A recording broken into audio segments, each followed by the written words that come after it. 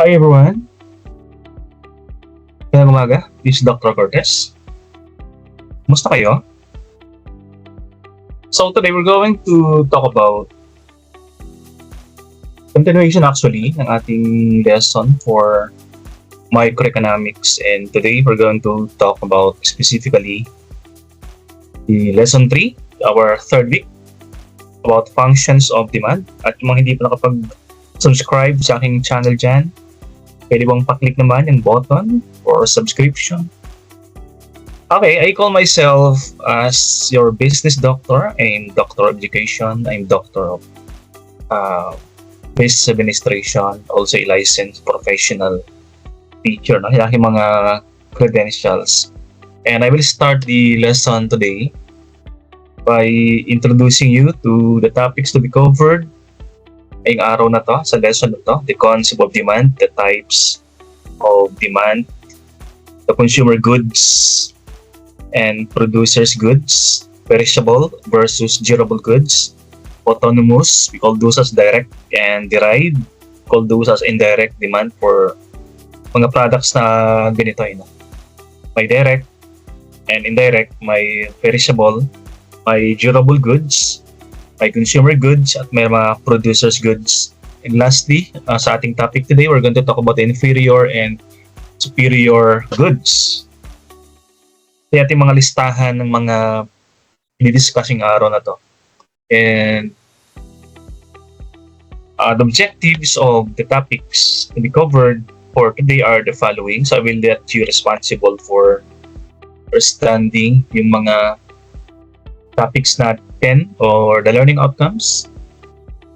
Specifically at the end of the lesson, hopefully at the end of our last topic this day, you're gonna be able to do the following. Example, define supply and demand analysis and explain the functions of demand. Define and explain the difference between those type of goods like perishable and the superior versus inferior goods, direct versus indirect goods, and yung consumer goods versus the producers goods. So you will now be able to define and explain yung mga difference between the different goods na ginagamit natin sa ating mga business and as a whole sa economics. Okay, so let's start with the discussion. The concept of demand. So, sa economics, meron tayong, or sa business, meron tayong tinatawag na mga needs, mga basic talagang disregard the branding. Talagang these are really needed or necessity talaga sa atin. No? Pag sinabi nating needs, yung, of course, water, food, shelter, clothing, kailangan talaga natin na kahit anong mangyari, kahit saan ka pumunta, no? We need those goods. Pag sinabi nating mga needs, pag sinabi namang mga wants, ito ay mga you are now looking, may mga preference ka na. Pag sinabi kasing pag sinabi nating needs, you need water, no? Pero pag sinabi nating wants, you want a mineral water. Alright? So, pag hindi mo na nakuha yung mineral water, ka-survive ka pa rin. Kasi once lang naman yun Pero pag sinabi nating needs at wala kang makitang tubig, you won't survive. Kasi those are basic necessity. Food is needs. Pero pag sinabi naghanap pa ng burger, so that is wants. Yung mga nangyayari sa market natin, no? Sa economics. So pag sinabi nating market, it refers to the interaction between seller and buyers of a good or services at a mutually agreed upon prices. Ang market, pwede siyang lugar. Pwede mo nakikita yung market at pwede mo rin maramdaman na mayroong nangyayaring bilihan or bintahan sa isang market. Example, if you go to a commodity market, example, palengke, grocery store, kitang-kita natin yung bilihan. Right? So, mga commodity market. Yung exchange between the seller and buyers ng service, ng goods ay kitang-kita natin. Na may mga market din naman na hindi mo masyadong maramdaman. Example, buying and selling of shares of stocks, capital funds, no? Yung service nararamdaman mo, pero yung palitan hindi mo nakikita. Okay, mga capital markets or mga this one, mga financial market. Okay, yung demand. Ang pangatlo yung demand. Pag sinabi nating demand, ito yung mga wants mo, needs or desire mo na kailangan. But you can support that with your ability or willingness to pay a particular commodity. Kasi pag sinabi natin gusto mo ng burger, wala kang pambayad. Wants mo lang yun. Right? Pero pag meron kang pambayad doon sa burger na gusto mong bilhin, yan yung demand. Pag ako yung nagbebenta ng if I'm the seller of goods and services, yung mga tumitingin lang sa akin man naka-display ng mga commodity ko, hindi pala, I can't consider them as demand. Kasi wala pa silang pambili. Okay? Pero pag alam ko na they have the money, the cash to buy my commodity, my products, I can consider them as demand. Okay? Kasi they have the ability or willingness to pay yung mga commodity na kanilang gustong bilhin or kanilang mga wants. Otherwise, wants lang yan. Wala akong expected na demand from them. So, ang demand is the quantity of a commodity which consumers are willing to buy. Yan, willing to buy. No, mayroon silang willingness at mayroon silang pambili at a particular unit of price at a particular time. Isang taon. Example, pag sinabing pag gumawa ka ng feasibility study, no, nakalagay doon, pagtatawag ka ng negosyo, nakalagay doon, ilan ang demand ng iyong product? Itatanong sa yan. So pag sinabing demand, bawat taon, ilan ang demand ng product mo, kung magkano. Okay? Magkano unit price, tapos ilan yung bibili sa loob ng isang taon. Pag sinabi nating demand. Okay? Example, burger. Isang taon, makakabenta ka ng 1,000 burger. Pagkanong isa? 50 pesos. Okay? So, 1,000 burgers, isang taon. Sample lang yan although pwede pang tumaas yan. Okay? Times 50. Isang demand is 50,000 sa loob ng isang taon. So, ang demand, meron siyang unit price at meron siyang total sales. Kasi pag sinabing demand, may pambayad or may pambili, no? Yung mga those who want your product, they have the ability to pay or to buy yung binibili ng product sa iyo. Okay, so yan ang ating concept of demand. So additionally, quantity demanded refers to the quantity, gaano karami, of a good that buyers are willing to purchase at alternative prices for a given period. So, ang quantity demanded, ilang piraso? Yan, quantity. Pag sinabing magkano yung total sales, so ina mo kung magkano yung total lahat na bibili. So, sa ating sample kanina, the quantity demanded isang taon ay 1,000 burgers. So, pag sinabing yung forecast mo ng revenue or sales sa isang particular month or taon, para sa 50,000 in pesos na. Okay? Quantity multiplied by the unit price na binigay mo or ibebenta mo para masabi nating that is the sales demanded or total sales or total revenue or total forecast sales sa loob ng isang taon. Yan. Okay, so let's move on. Meron tayong for this particular topic lesson, no? Although maraming types of demand, but for this topic, for this today, itong apat lang muna yung ating i-discuss na types of demand. May mga goods na hinahanap yung mga consumers natin eh. May apat sa lesson natin today, no? Meron munang apat na hinahanap yung mga consumers natin. when they are looking for product. Merong demand pareho sa consumer goods and producers goods. Meron ding demand for perishable and durable goods. Meron ding demand for autonomous or derived demand. Pag sinabing autonomous, ito yung mga direct types of goods. Pag sinabing derived, ito yung mga indirect demand for goods. And lastly, meron din demand for normal or superior goods. Meron demand for inferior or abnormal goods. So itong apat na to today, we're going to discuss them. I-differentiate natin bawat isa para malaman natin mga samples and anong klaseng product ba binibenta mo or ano bang klaseng product yung binibili. So inahan natin yung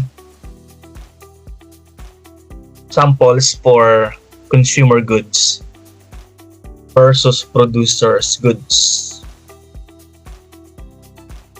So very easy to distinguish.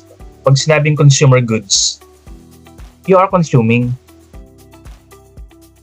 Kinakain mo yan, ginagamit, naubos, nako-consume. So ito yung mga pwede siyang goods, ang consumer goods, pwede siyang product, tangible product, or intangible service. The goods and services used for final consumption are called consumer goods. Pag bumili ka at ikaw na yung last na gagamit yan, ikaw na yung gagamit talaga ng product or service na yung binili, yan ay isang consumer goods. Ikaw ay nag-consume, hindi mo na ibebenta ulit. Ikaw yung final consumer. So, that is your consumer goods. For example, this include those consumed by human beings. Ito yung mga sample ng mga consumer goods. Sa siyempre, we are talking about human beings. So, tayo yung bibili, tayo yung binibentahan. Hindi naman pwedeng aso, no? Examples of consumer goods are mga food items na ating binibili.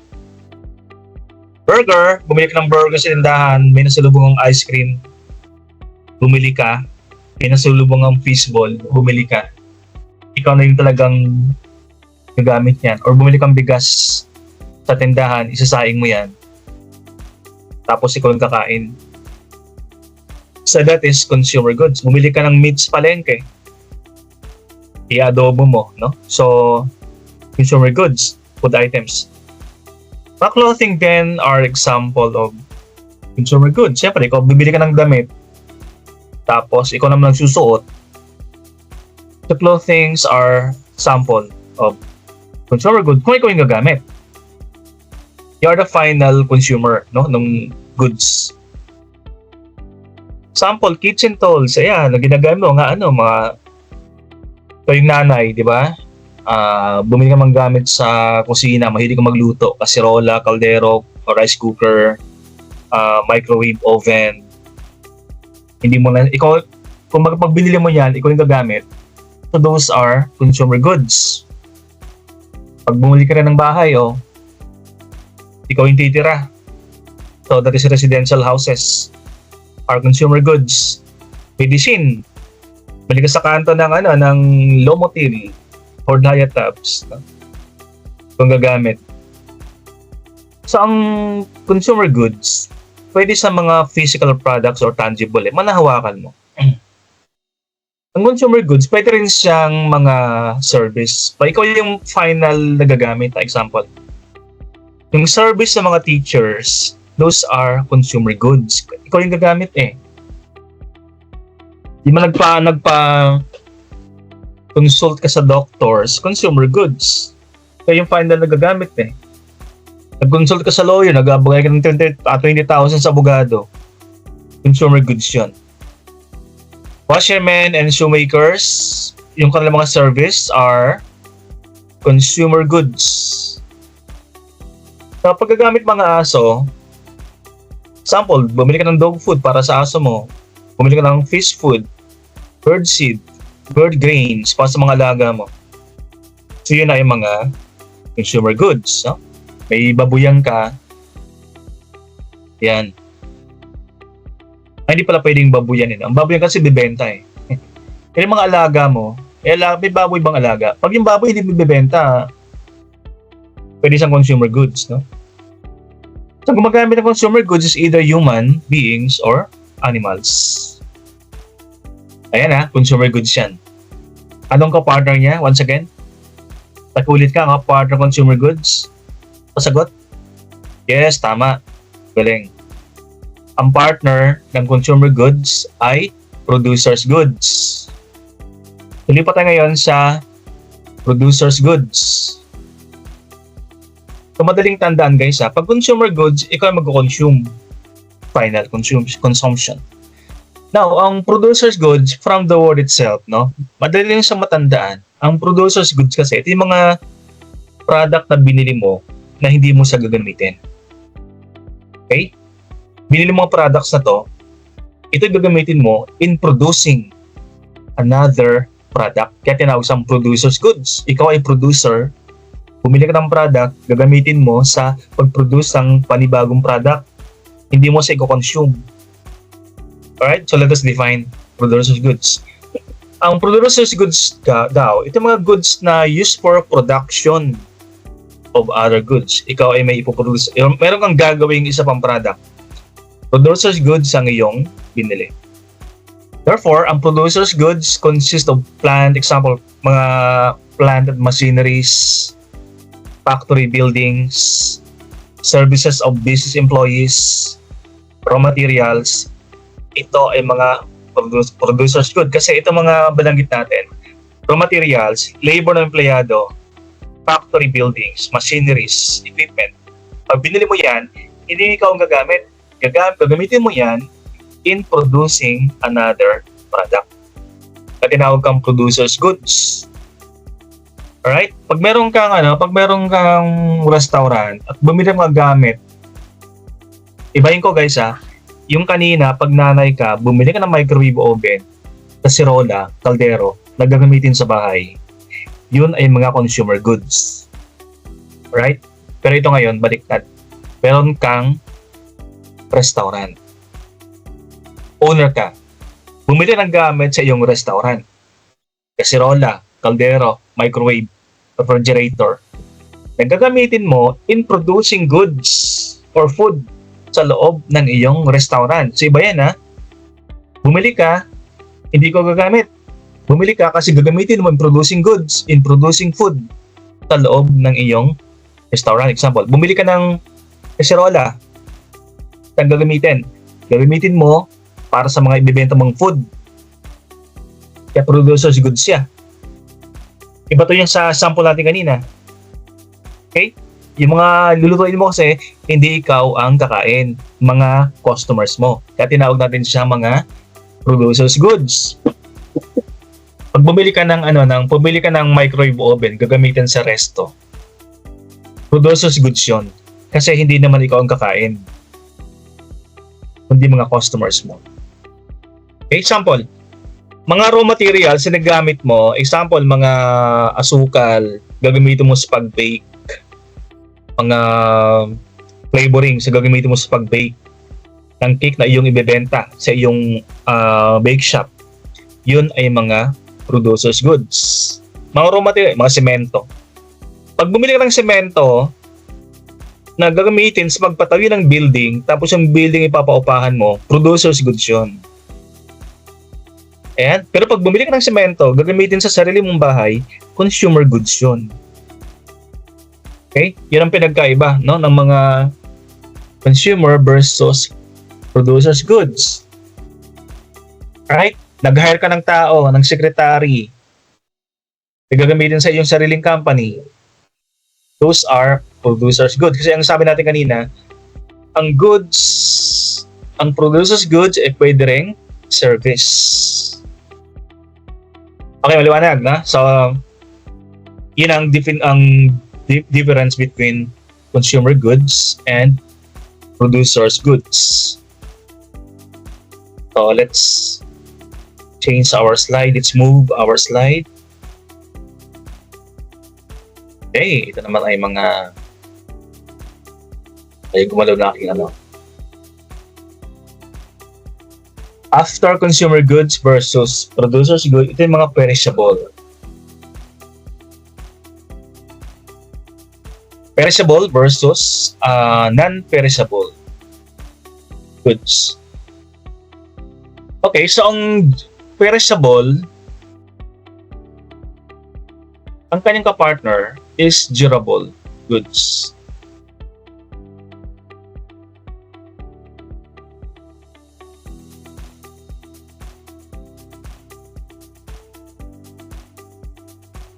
Teka lang ha. Problema yung aking... Okay.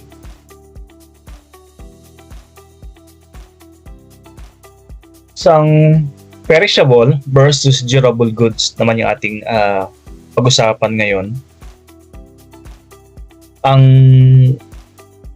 perishable, both consumer and producers goods are further classified into perishable and durable goods.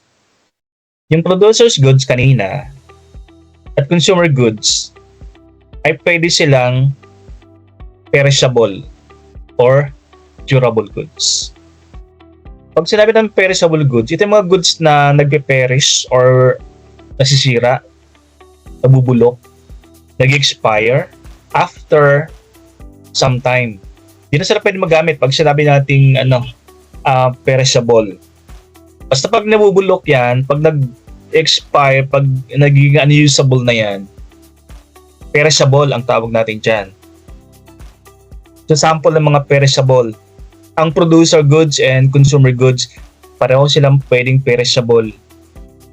Example, asukal. No? Asukal, that is perishable. Kasi nasisira siya eh.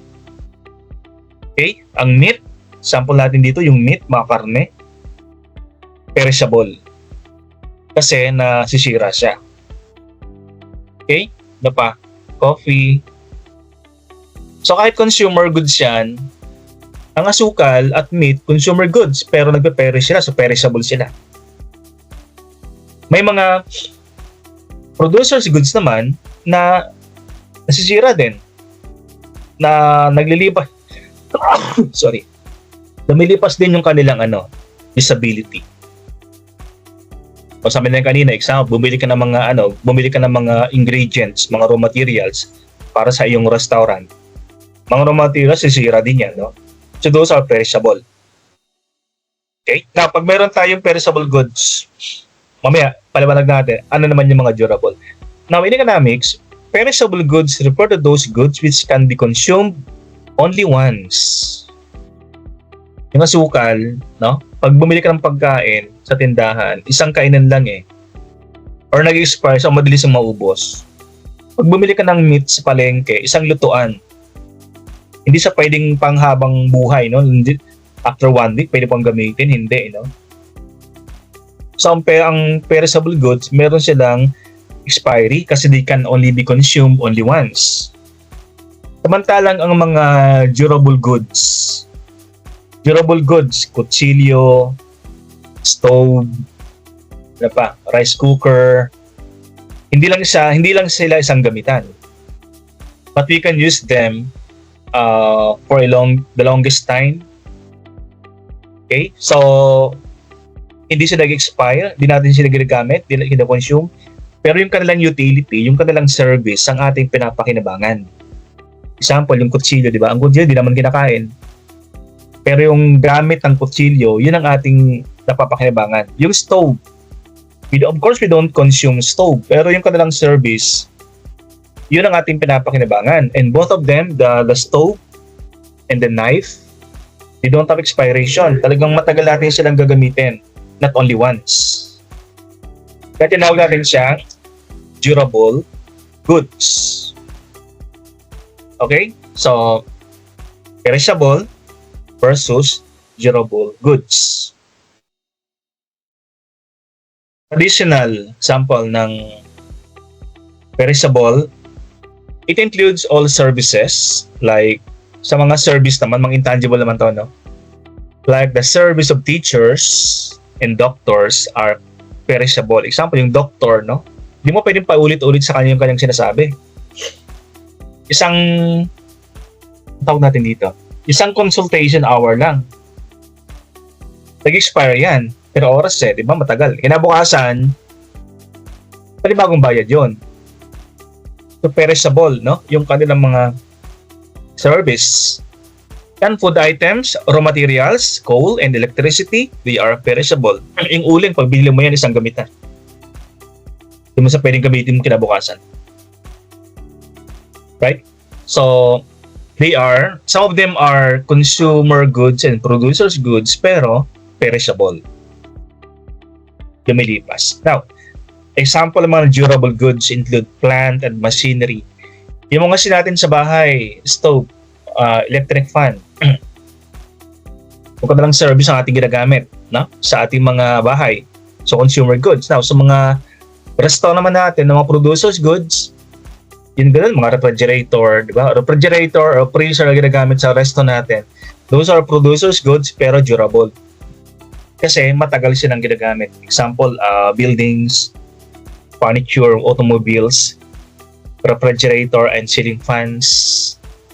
So, hindi natin kino-consume but yung kanilang utility or service ang ating ginagamit. So, that is why they are durable goods. Okay, so let's move on. The next classification is autonomous or direct versus derived or indirect demand. So, if you may read the definition of the two. The goods whose demand is not tied with the demand for some other goods are said to have autonomous or direct demand, while the rest have derived demand. So simply means na may mga goods na gusto tayo na hindi sa connected. It is independent with other goods. Example, pag bumili ka ng ice cream, may nasilubong kang ice cream, wala ka ng condition basta gusto mong bibili ka ng ice cream. Kasi autonomous yung pagbili ng ice cream. Or, direct yan. Hindi sa connected sa iba pang goods na may mga goods kasing hindi mo pwedeng bilhin kasi connected siya sa demand ng iba pang goods.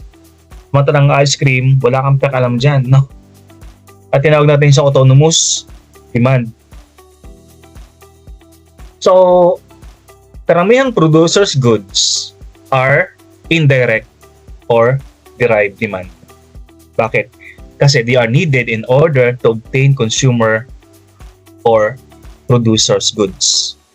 Example na lang.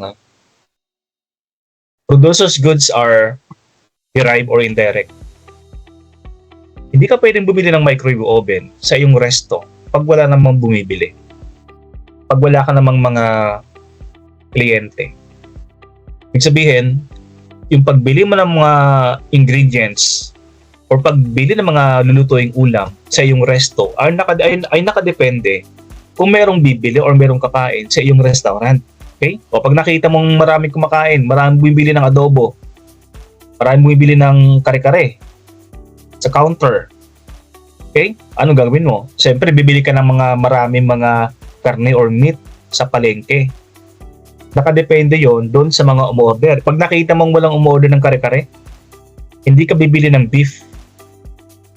Hindi ka bibili ng mga yung ginagamit sa kare-kare, mga bagoong or yung tuwalya. Hindi. Kasi nakadepende yung bibilhin mo doon sa mga order or demand ng mga customers sa loob ng inyong restaurant. Kaya tinawag isang indirect demand.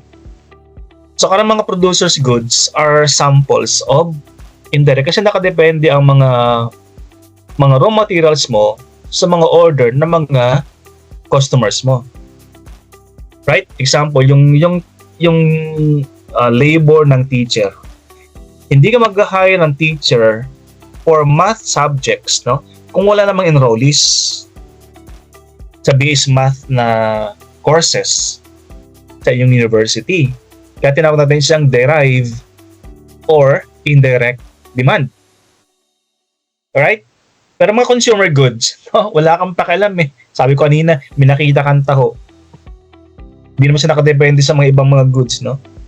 Na gusto mong bilhin kasi consumer goods siya. Okay? So that is autonomous or direct versus derived or indirect demand. Iba tayo naman sa ano. That's the demand, those demand for products which fulfill our basic physiological. Pag siyang physiological, yung makailangan katawan natin. Mga needs, basic needs, no? Ang tawag natin dun ay mga generally included in autonomous demand. Makailangan ng katawan, personal. Examples, yung mga stove na ginagamit pagpaligo natin, yung clothing natin ginagamit, they are autonomous kasi di siya nakadepende sa ibang demand ng ibang products. Kasi consumer goods sila. While the demand for goods, production goods, and services are included in derived demand. In contrast sa mga producers goods, no? Ang tawag natin doon ay mga indirect or derived demand. Bakit? Sabi ko kanina, nakadepende sila sa demand ng ibang products. No? Example, the demand for raw materials like steel, cement, plant, and machinery. Okay, example, ang iyong negosyo ay you are into condominium development. Nagbebenta ka ng kondo. Pag nakita mong maraming bumibili ng kondo, unit ng kondo sa'yo, pagpapatayo ng mas marami pang kondo, so bibili ka pa ng maraming raw materials like cement, steel. Kapag nakita mo wala namang masyadong bibili ng kondo unit, o titigil mo ang pagtayo ng kondo. So wala ka na masyadong demand for steel and cement kasi they are derived type of goods, derived or dependent. Ayan, mga producers goods. No? So we have differentiated yung dalawa, and let us move to the next type, superior goods versus inferior goods. Ang mga normal goods are called superior goods. Normal kasi pag tumataas ang iyong income, yung demand sa mga to ay tumataas din. So therefore, pag tinawag natin superior goods, ito mga products whose demand increases as income increases. Yan tinatawag nating superior. Ibig sabihin, ang superior goods ay tumataas ang demand pag ang iyong income, ang sweldo mo ay tumataas. Superior goods ang tawag natin dyan. Right? Ano naman yung inferior goods? Inferior goods are those goods whose demand falls, baliktad, no? Demand falls as income goes up and vice versa. Okay? Madaling tandaan eh. Ang superior, yung demand pataas. Alright? Ang inferior, ang demand pababa. Ano yun, no? Ang mga products na pag tumataas ang sweldo mo, meron kang mga lumalakas ang demand mo para sa to eh, sa product na to eh. May mga products naman na pag tumaas ang sweldo mo, yung demand mo sa product na to, bumababa. Kaya tinawag natin siyang inferior goods. Example, milk, refrigerator, television, education, and the good quality of food, grains, and clothes are superior goods. Pakita natin, ano? Pag tumatas ang sweldo mo, bumibili ka maraming milk, di ba? Or papalit-palit ng refrigerator. Or madalas kang bumibili ng television. Or pag tumaas ang sweldo mo, yung education mo, parang gusto mo pang mag-aaral. Or gusto mo mag-aaral sa mas mataas na university. Mag-masteral ka, magdo-doctoral ka. Or marami pa mga advanced course ang gusto mo kasi meron kang sweldo. So those are superior goods. Ibig sabihin, yung demand sa mga yun ay tumataas pag dumadami ang iyong pera. Okay? Yung damit din, no? Pag tumataas sweldo mo, ang damit mo, dumadami ang binibili mong damit eh. Alright? So those are superior goods. Now, Pag inferior goods, yung may mga binibili ka na bumababa ang demand pag nagkakaroon ka ng pera. Aminin nyo. May mga product ka dating, kung wala kang pera, binibili mo to, no? Pero nagkaroon ka ng pera, hindi mo na sa binibili. Right? Example, yung mga grain, o dati, ang bibigyan na ng ordinaryong bigas. Nung nagkapera ka, hindi mo na binibili yon. Right? Bumibili ng mas magandang bigas, no? Kaya, yung mga ordinaryong bigas, pag tumaas ang sweldo mo, bumababa ang demand. Ganoon din sa mga clothing na inferior. Yung mga mamurahing brand ng damit. Kung wala kang pera, ordinaryong brand binibili mo no? Kung nagkapera ka, hindi mo na sa binibili. So, ang demand para sa mga hindi bumababa, so those are inferior goods. Tawag natin. Right? Aminin nyo, may mga ganun kayong mga goods na nagkapera ka, dumadami ang binibili mo sa product na to. Nagkapera ka, meron kayong parang hindi masyadong binibili. Okay, samples. In other words, superior goods are those goods that are bought by the rich people.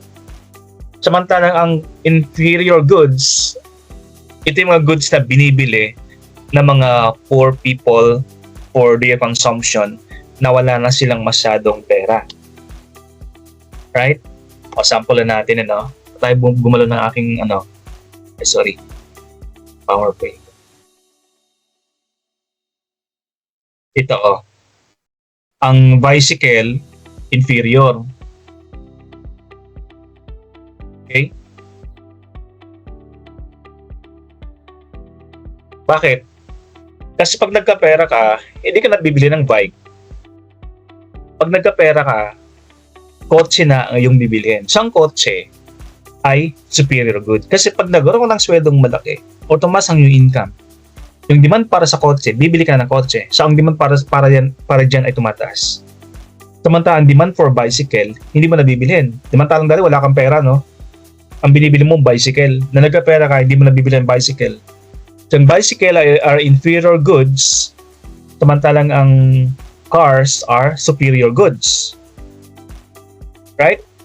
But, relative ang bicycle. Kasi for example, ang bike is superior compared sa ang motorcycle or scooter. Ang motorcycle or scooter are superior compared sa bicycle. Pero, ang motorcycle is inferior compared to a car. So, relative. So, depende sa'yo, no? Kung ikaw ay ordinary, dati nagbabicycle ka, nagbibisikleta ka, wala ka kasing pera dati, no? Di nagkapera ka, bumili ka ng kotse. Yung kotse ay superior, yung bicycle ay inferior goods. So, yun ang difference ng mga different goods na ating binibili. And I know that this is the last slide for today. And thank you for watching my video. And once again, this has been Dr. Cortez. And sana paklik naman ang subscribe button kung nagustuhan niyo aking video recording.